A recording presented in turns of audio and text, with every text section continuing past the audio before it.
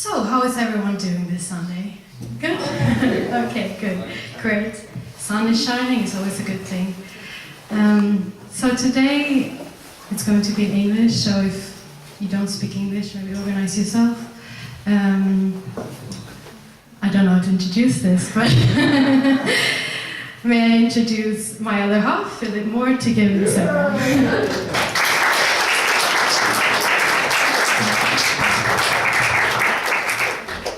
Good morning, everyone. We've already had two tantalising previews of my sermon, so I won't hold it for any longer. Yes, great. So, good morning again for the second time. As you can see, this sermon is called Andakt and the LLL, or Why is Lineage Most Important? And I like to have two titles for things because I think it's always fun to have kind of different interpretations of the same subject. So, some background to this sermon. I've been here just now over 6 months, and in many ways I haven't really introduced myself apart from just kind of conversations I've had. So I thought it might be nice in some way to introduce myself a little bit, but also talk about something that is interesting to me and is important to me. And when I was thinking about what I could give, I thought about what I know best. So I know myself best, as far as I know. But I also really like books, and this book is one of my favorites, so I thought best to stick with that. So, starting with a background to myself. I was born in June 1989 to Michael and Penny Moore, many of whom you know, who came here recently. They joined in Leeds and met a number of Scandinavian members. And I am the third of eventually 5 children. And my parents were very much involved in mission work in the early stages of their life. So actually, all of myself and my siblings are born in different places depending on where my parents were working. So we moved down the country. We can almost see where my parents were based on where they gave birth. So due to the nature of my parents' work, we moved around the UK, as I say, eventually settling in Bath, Somerset, in West Country when I was 10. We actually started living as a family when I was 7 years old. Before that, we were always living in centres or that kind of thing.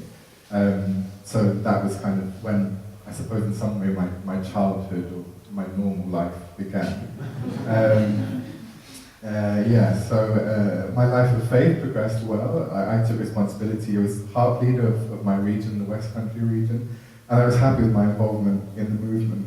In many ways, I wouldn't say I was a model Mooney, but I had no kind of problems with the movement. I kind of believed that I was everything that people told me I was special, and that my life was going to be quite fantastic without too much involvement from myself.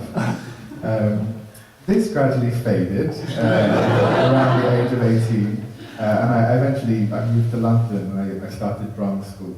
And I would have struggled to tell you that I believed in a God.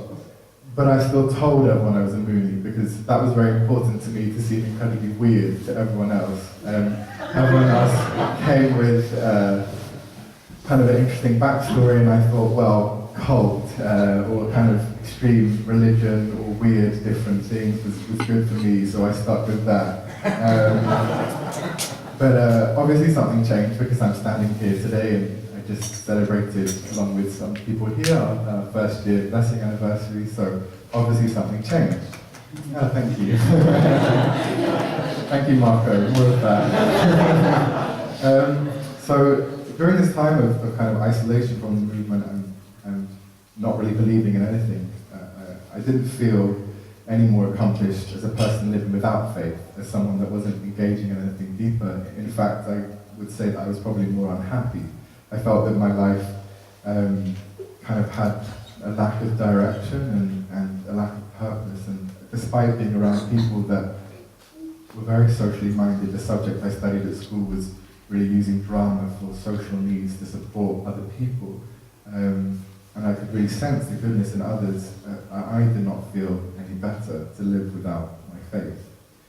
I began to become impressed with the lives of my parents and their decisions, which is a funny thing because I think a lot of second generation struggle a lot with the decisions their parents made. And I did for a very long time as well. And in some sense, still, there's residual resentment. But eventually, when I was thinking about what I wanted to do with my life, I became very impressed with the idea that my parents rejected everything to pursue this. And I thought, you know, what does that actually mean to reject everything? It's really complete, complete removal of all the things that I eventually came to hold dear, and this is why I respect my parents a lot, and actually all first generation before them. As I mentioned before, I told people about it, and I continued to tell people about my upbringing, and I was accountable to it.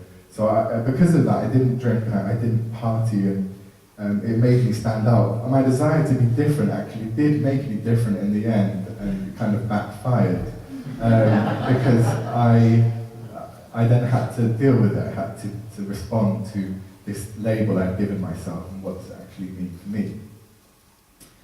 So I decided to give it another chance. I began attending more things in London where I live, but most importantly I started an active prayer life.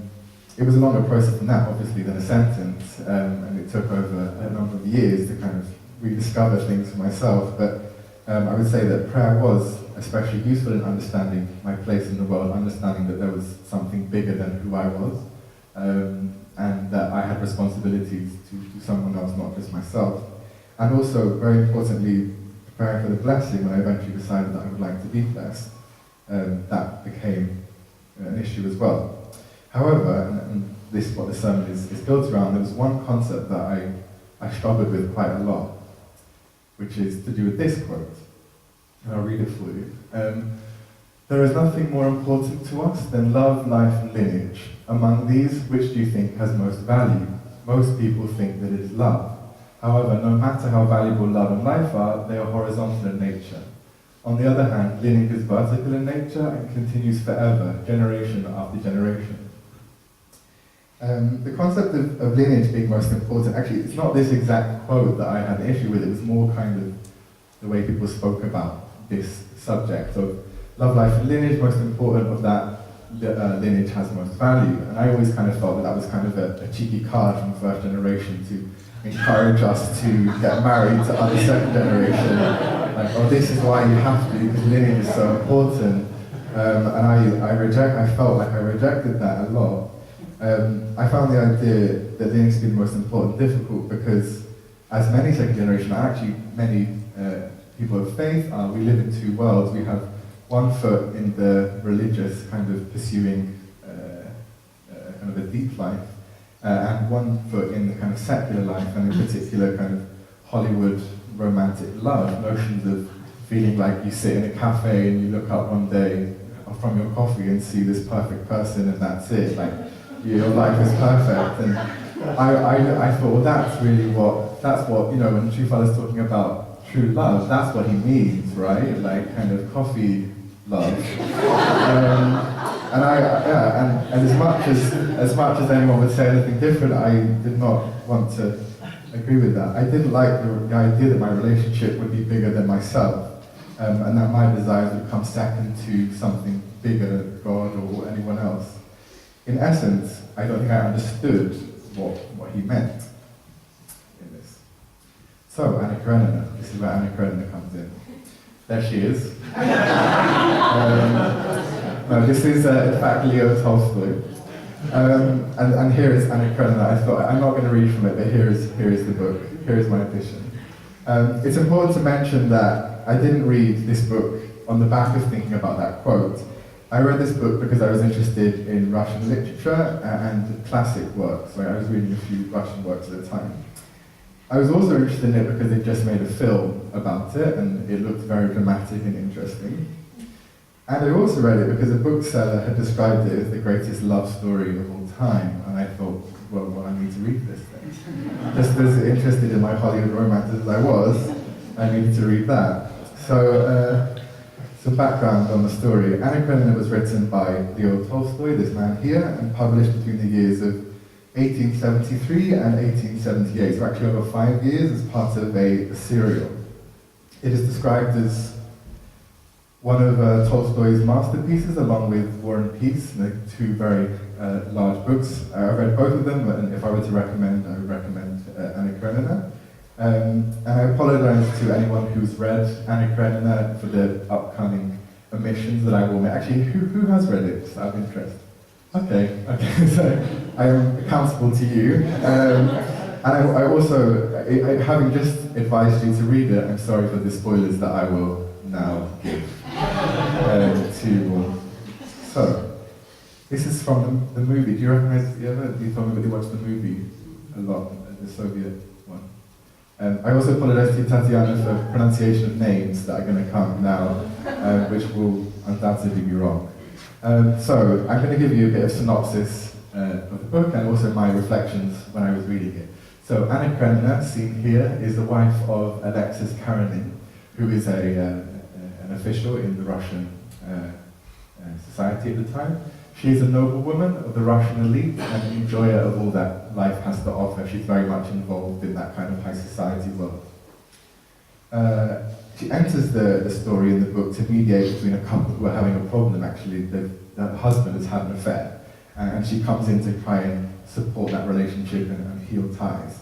She soon finds herself involved in a different relationship between a match gone wrong between Kitty Shcherbetskaya and Count Alexis Vronsky. However, she finds that Vronsky's interests lie in herself, Anna Karenina, and she soon reciprocates and soon feels that she also is interested in Count Vronsky. As her husband, as Anna's husband becomes suspicious at Anna's interest in Vronsky, she denies anything wrong, that she's doing anything, that she's having any kind of relationship with him. However, their passion soon becomes too much. They begin an adulterous relationship, and she soon confirms her affair to her husband. So to shortly recap what just happened, Anna Karenina, married to a man, she starts having an affair with someone else who's kind of a very impressive Count Vronsky. I tried to do impressive there, but I don't really know if that.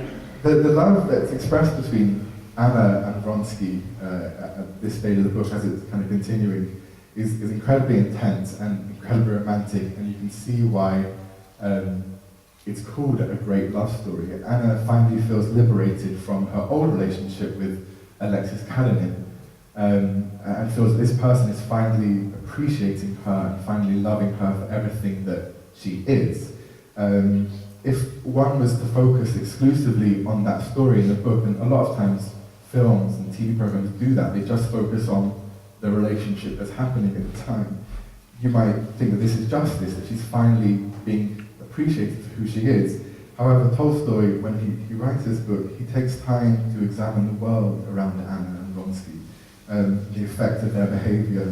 He delves into the pain that's experienced by Anna's husband and Anna's son as well, how they're confused and hurt, and also all the people around her who are involved. They're all kind of, you can really see what they're doing and how they're affecting the world around her. In reading this, there is a certain sense that this great love is magnificent for those people who are having this great love, but for everyone else it's completely world-destroying. So, after this kind of pinnacle, things continue in this vein, but soon get steadily worse. Karenin, Anna's husband, initially rejects Anna's request for a divorce after discovering their affair, even after she falls pregnant with Vronsky's child. It's only upon meeting Vronsky in his own home that he begins to weaken, so Karenin starts to consider having a divorce with her. His initial intention is only to keep the relationship and the facade of their relationship going. He forgives Anna as she lies in labor. Actually, there's a kind of very intense scene. She's giving birth, and he forgives her for all the things that she's done towards him. And he gives her the decision of what they will do with their marriage.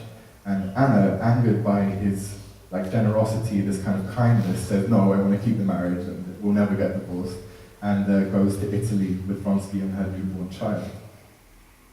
Upon returning to Russia, however, she finds herself scorned by the society she once relished and loved, and is forced into isolation, while Vronsky actually is kind of allowed to continue the life that he always had. He was a single man when he began a relationship with Anna, So he hasn't committed anything particularly wrong apart from having a relationship with a married woman. Anna begins to resent Vronsky's freedom. She becomes jealous and suspicious, falling into mood swings, loving him intensely when she's with him, and then as soon as he leaves, hating him and jealous of him and feeling so much anger and frustration. And after a particularly bad argument between the two, she goes out to meet him. He returns from an errand, and she soon begins to feel overwhelmed on the train station that she's in, and she ends her life. So, greatest love story ever told? It's an interesting idea.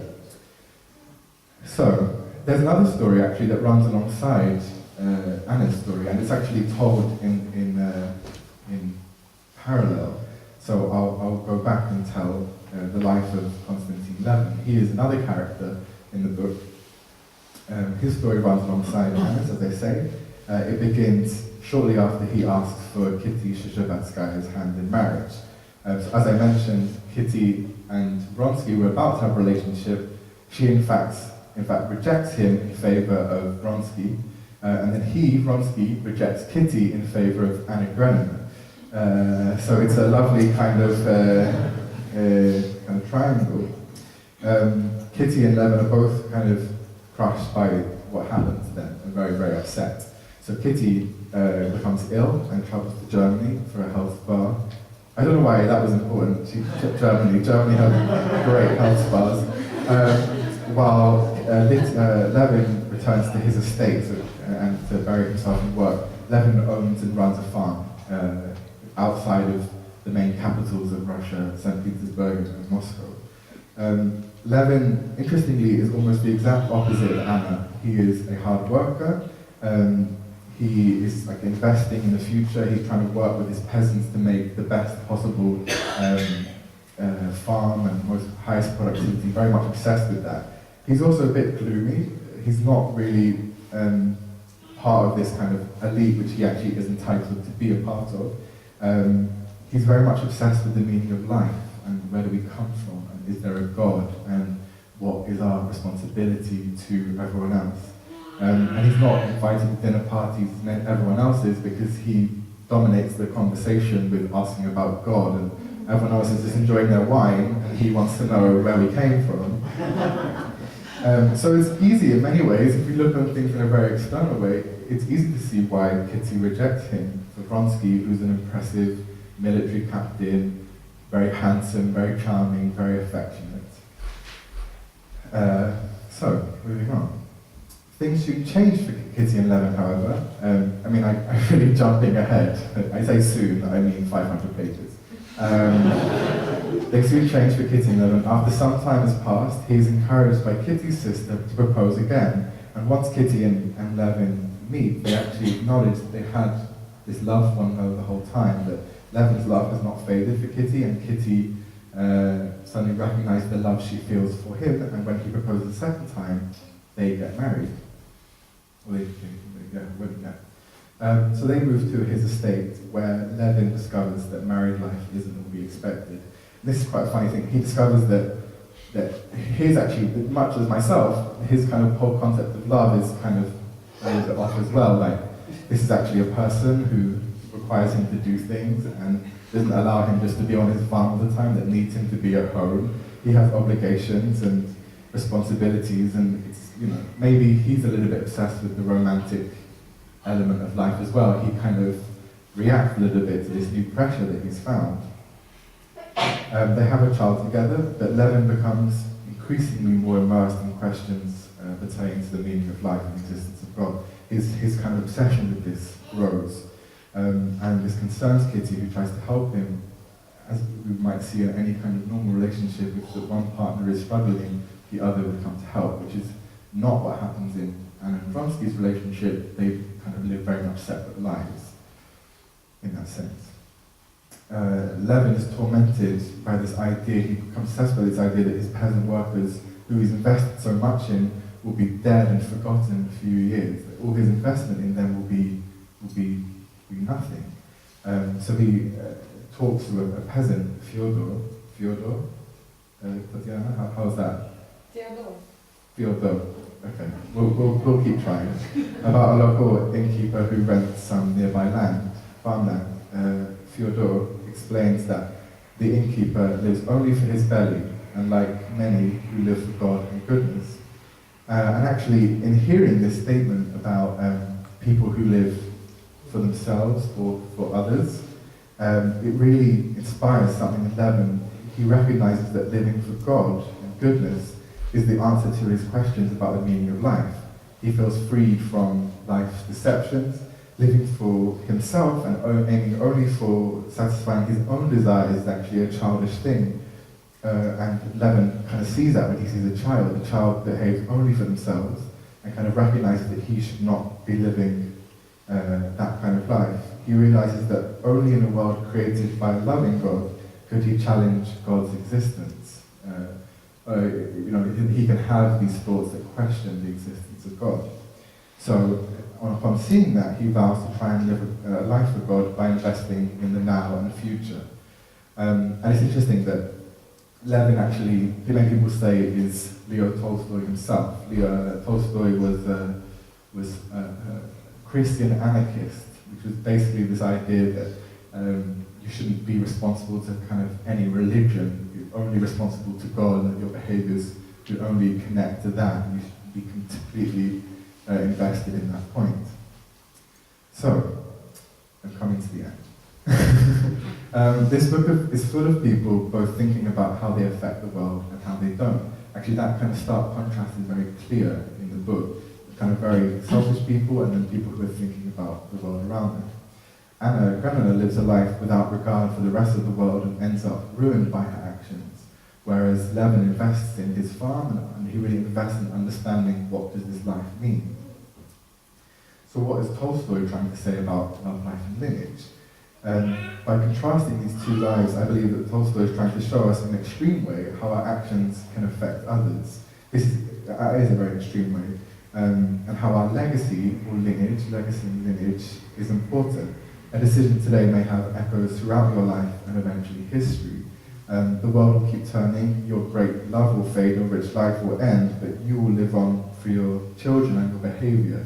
If you do something in one room and you leave a positive action in that room, that action lives on with those people, even though you are no longer there. So actions towards others, and particularly your children, will continue as long as they themselves keep going. And that, it may be something that you kind of already see in this quote from Father, but it was something that I really could not connect to. And I think that's what he's really saying, that it has lineage has value simply because, well, not simply, but it has it because it continues. Additionally, if we look at members who have received the blessing through our unificationist tradition, they no longer simply maintain their own lineage in your lifetimes, but you actually also maintain God's as well. So not only do you have the responsibility of preserving good actions through you, but also now through God as he has his children on this earth. So I'd say that, in short, the book is about living a life you have now with mindfulness for tomorrow. So in answering the question, why is lineage or legacy, and I think those two words are kind of interlinked, most important, I have a few ideas. Because it will exist whether or not we desire it to. Love and life relies a lot on our decisions, how we behave, but our lineage will continue regardless of how we are. Because the only thing that will remain of us on earth after we pass. Because it reminds us to think of everyone, not just ourselves. Because we are not the end, and we don't have to be, even if our physical lives end. And because God exists through us, and has no lineage without us. And as creator of the world, I think God deserves that, at least. So, this is what I realized after reading Anna Karenina, and this is why, for me, lineage comes before love and life, and also for many implications, and particularly further. This isn't my great revelation.